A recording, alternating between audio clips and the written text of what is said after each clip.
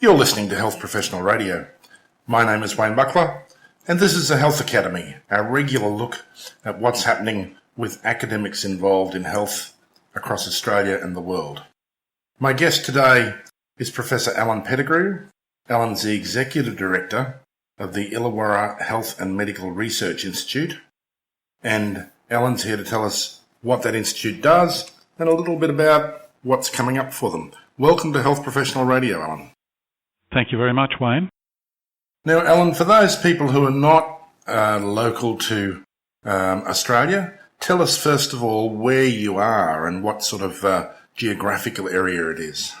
The Illawarra Health and Medical Research Institute is a partnership arrangement between the University of Wollongong, located on a very nice campus in the heart of Wollongong, and the Illawarra Shoalhaven Local Health District, which is based not too far away from us at the Wollongong area. And we are located currently in a building, which is a nice new building on the university campus, and we'll be looking to open up some space in the hospital in the coming time.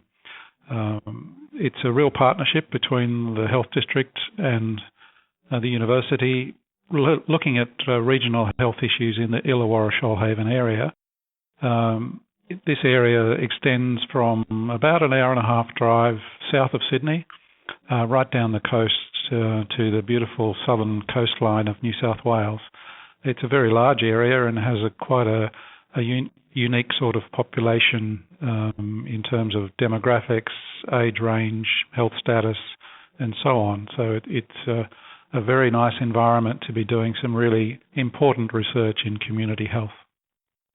Now, Alan, it's fair to say, I guess, that an hour and a half south of Sydney, most people would know where Sydney is, but you're not remote rural Australia, but you're certainly in the regional area, I guess you'd describe it as. The big cities in your area, like Wollongong, are, A-class cities, but you also go to service a lot of smaller communities as well, I'm assuming.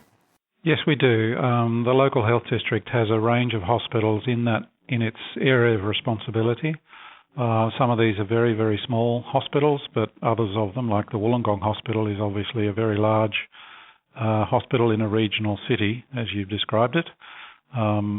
We are, yes, a region of Australia. We're not remote in that sense. We're not out in what we call in Australia the bush, but we are a distance from Sydney and quite separate from Sydney. Yes, I make the point because I'm talking to our listeners in the UK.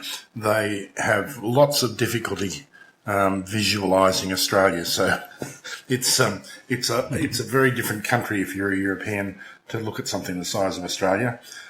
But tell us about the partnership. Now, this is kind of, it's not new for universities and health to be associated through schools of medicine, but you're doing much more than that. That's right. This model of the university teaming up with the local health district to create an independent medical research institute which captures the best of the activities of both of the institutions coming together in an independent way is not a new model. This first model was the first of these models was established at what we call the Hunter Medical Research Institute, which is centred in Newcastle, which is on the opposite side of Sydney, up the northern coast, away from Sydney, about an hour to 2 hours drive north of Sydney.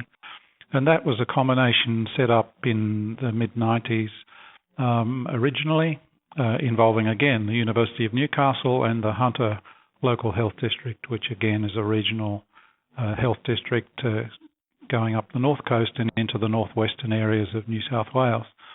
That institute works on the same basis as it has been working on the same basis, and Illawarra Health and Medical Research Institute has followed that model.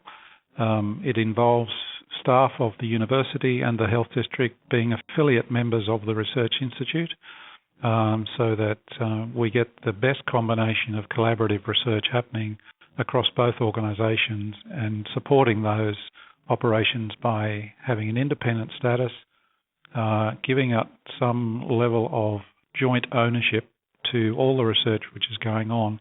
And that really, really helps a lot in terms of engendering a sense of collaboration between the organisations. So we badge all of that under the banner of IHMRI, the Illawarra Health and Medical Research Institute, just the same way as the Hunter Medical Research Institute operates its research activities. In terms of the number of staff involved, how many people are we talking about, Alan?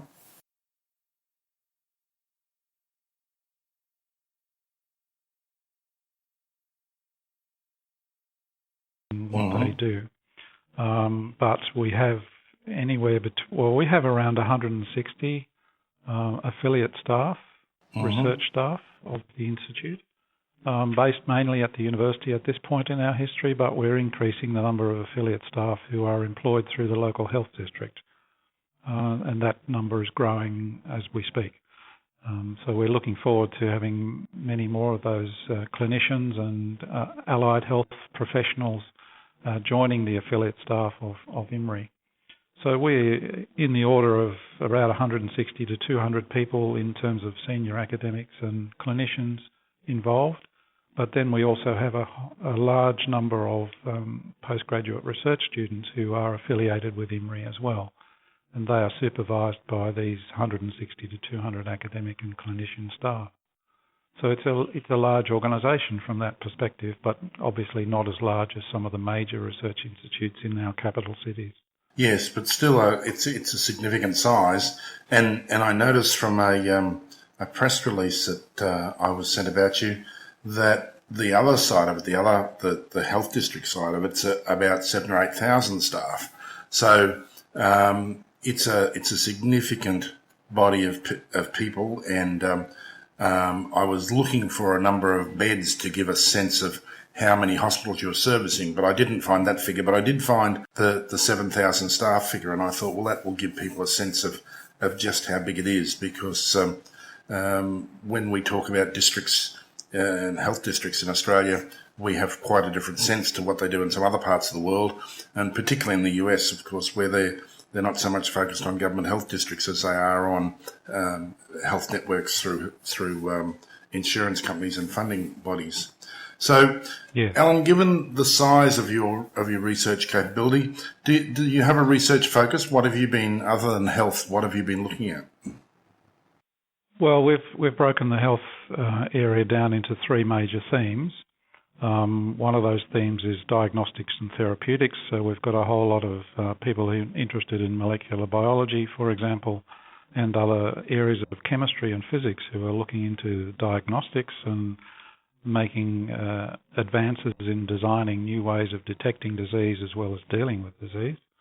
Another theme is our mental health and aging brain theme, which is obviously based around the fundamental sciences of neuroscience, ranging from research involving stem cells, which move on into being neurons and muscle cells, right down at the molecular level there, right through to issues around that come forward under the banner of, let's say, clinical psychology or psychiatry. So we've got a range of programs in that theme. It's probably our biggest theme at the moment. And then the third theme is chronic conditions and lifestyle, and this is where we get right heavily into areas around diet and obesity and all the challenges that go with that.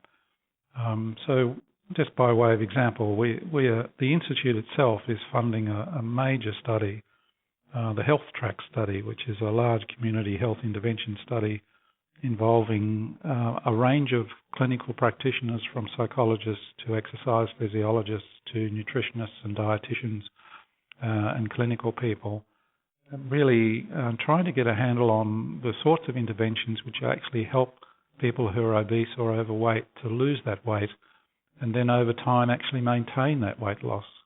One of the big problems in this field, of course, is that once you intervene with somebody and they lose their weight over a period of time, there is some tendency in some patients to forget about the intervention and go back to what they were doing before, and obesity returns. So we're looking at some new interventions which we hope will have a lasting impact and reduce body weight. So that's involving, as I say, a multitude of different sorts of disciplines coming together to help people with their obesity and to make it a lasting improvement. And I guess it is that multidisciplinary approach, which I noticed from my reading about the Institute, that stands out as being, I guess, the key determinant between what you're doing and what I would consider to be an ordinary piece of research in the health industry. Yeah, I mean, that's the thing that I've found in coming to this institute, is the enormous capacity for researchers at the university as well as the local health district to actually talk to each other and collaborate. And it's an outstanding example here that I've seen relative to other environments where I've seen institutes and hospitals and universities working in silos, as we describe it here in this country. So, you know, we've got chemists and physicists working alongside molecular biologists and bioinformatics people and mathematicians and people interested in geography of the region just as much as clinical psychology. So there's a whole range of interdisciplinary approaches being undertaken here. Yes, it is interesting how the specialisation in academia seems to have led to this siloed isolation that we see in so many fields. So it's interesting that your multidisciplinary approach seems to be successful. Do you have any sense of how well it works? I think we're at the early stage of this. IHMRI is not that old. It was only created, at least on paper, in 2008. The building that we're in at the moment was created in 2010. We've moved people in since then, so we're only really a few years down the track. In addition to that, the governance structure of the Institute was changed so that we could achieve independent status as recognised by the New South Wales State Government, which was important for our funding base.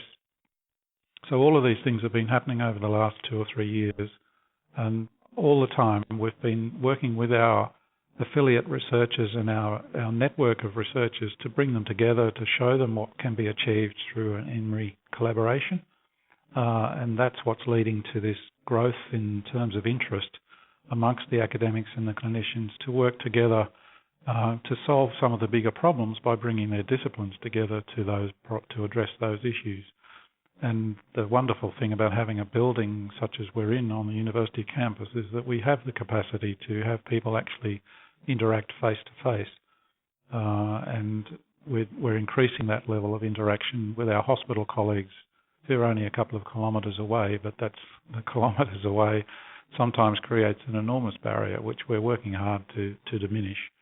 But nevertheless, we're engaging with clinicians, and our academics are actually spending more time across at the hospital as well. And they're not the academics that actually are associated with the medical school necessarily. These are academics from other disciplines who are interacting with clinicians. You're listening to Health Professional Radio. This is the Health Academy, and I'm in discussion with Professor Alan Pettigrew, Executive Director of the Illawarra Health and Medical Research Institute, a multidisciplinary research institute located south of Sydney in Australia. Alan, what are the next things that are going to happen? What's on your radar for changes and improvements that will roll out in the future? Well, I think the most immediate things that are on our agenda is something I need to clarify with you. Whilst I am currently entitled the Executive Director of the Institute, I'm actually the Chair of the Board of the Institute, and we're in the process of recruiting a full-time Executive Director to fill this role, along with a Clinical Director of Medical Research, and we're right in the middle of that process at the moment. So my immediate agenda is really to have a new Executive Director come into the Institute and build its activities and move it into the next phase under the guidance of the board, which I chair, and we want to bring on board a Clinical Director of Medical Research to work both within the university environment but also in the local health district environment through the IHMRI banner to make sure that we get the best combination of scientific work going on and being translated into clinical work, as well as supporting the clinicians improve the level of activity and research in the local health district. So that's a real partnership position. They both actually are strong partnership positions because of the foundations of the Institute being a partnership between the university and the local health district. So that's the immediate thing on my agenda. The next thing after those two senior appointments are made is to start to secure philanthropic investment in the Institute's activities, both locally but also Australia-wide, because as is happening worldwide, the funding for the sort of research that we want to undertake is getting harder and harder to achieve because of the increased competition and the increased number of people who are getting into these fields. It's a very competitive issue here in Australia at the moment, with our success rates for our national funding body, the National Health and Medical Research Council. Success rates are falling simply because so many more people are putting in applications, but also the costs of research are going up and up fairly rapidly. So, well, we're in a very competitive space, if I could put it that way, and we'll be looking to diversify our resources in terms of income so that we can support strong regional health research, which, as I say, is multidisciplinary. We've got some exciting things happening and some really strong people attracting grants to come here from our national funding bodies, but we'd like to do that even better. And we're impressed with the philanthropy that's been attracted, say, to the Hunter Medical Research Institute and some of the others across Australia. Alan, we wish you well with your executive appointments, and I guess it's always an exciting time for any organisation when you're, handing over leadership and putting in a new leadership team. If you've just joined us, my name is Wayne Buckler, and we've been talking on Health Academy today about the Illawarra Health and Medical Research Institute and its history and where it's going in the future with Professor Alan Pettigrew. Alan, can I say thank you very much for your time this morning? I do appreciate it. We would look forward to talking to some of your researchers in the future and concentrating on some of the stories about that research as it's being rolled out. Wayne, that would be fine. We'd be very pleased to give you some contact details and names of people that are running our big studies that are really focused on the Illawarra Shoalhaven area. They'd be very willing to speak to you. They've done so in the past in other avenues and been very effective in spreading the word about what we're trying to achieve. So I'd be very happy to facilitate that for you. Well, we'll look forward to doing that. If you just missed my interview with Professor Alan Pettigrew, there's good news.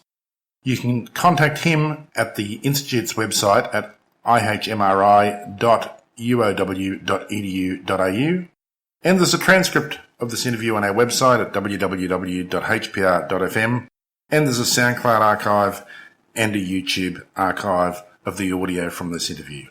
My name is Wayne Buckler. You've been listening to the Health Academy on Health Professional Radio.